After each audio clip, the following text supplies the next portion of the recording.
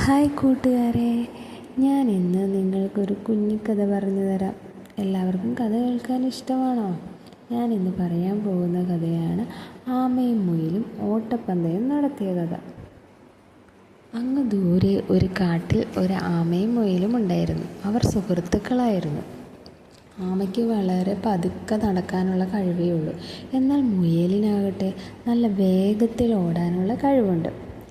ഒരു ദിവസം മുയൽ തൻ്റെ കൂട്ടുകാരനായ ആമയോട് പറഞ്ഞു, കൂട്ടുകാരാ, നമുക്കൊരു ഓട്ടപ്പന്തയം നടത്തിയാലോ? ആരാദ്യം കാടിൻ്റെ നടുവിലുള്ള മാവിൻ ചുവട്ടിൽ എത്തുമെന്ന് നോക്കാം. അപ്പോൾ ആമ പറഞ്ഞു, കൂട്ടുകാരാ, എനിക്ക് വളരെ പതുക്കെ നടക്കാനുള്ള കഴിവുള്ളൂ. എന്നാൽ നിനക്കോ നല്ല വേഗത്തിൽ ഓടാനുള്ള കഴിവുമുണ്ട്.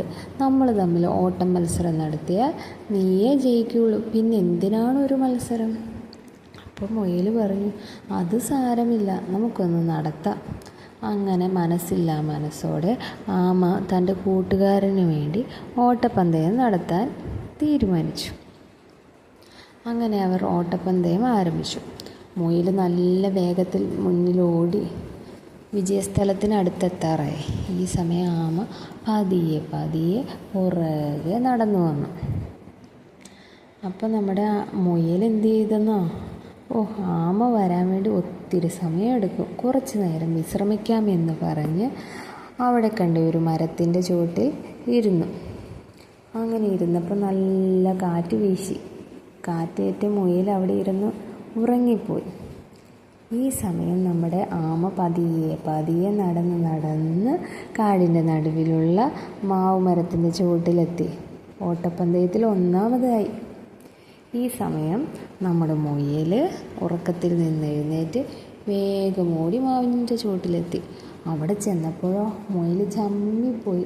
അത് ആമ ഓട്ടപ്പന്തയത്തിൽ വിജയിച്ച് ഒന്നാമതെത്തിയിരിക്കുന്നു.